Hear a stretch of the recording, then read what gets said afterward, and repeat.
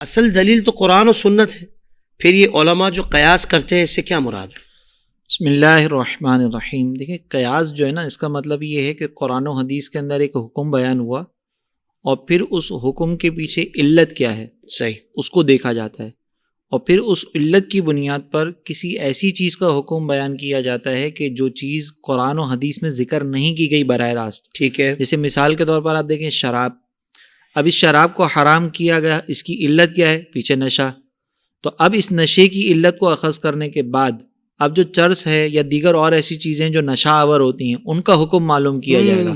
تو اب جس چیز کے اندر نشہ پایا جائے گا نا، اس کو وہی حکم لگایا جائے گا، ناجائز کا حرمت کا حکم اس پر لگایا جائے گا۔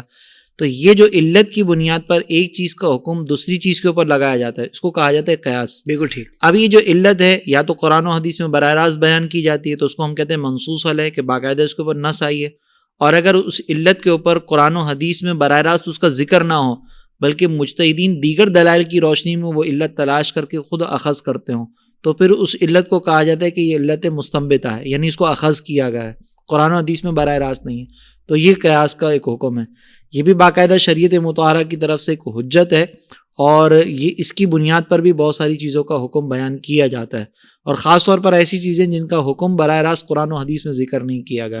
اور نبی کریم علیہ الصلوۃ والسلام سے بھی اس کا طریقہ کار ثابت ہے۔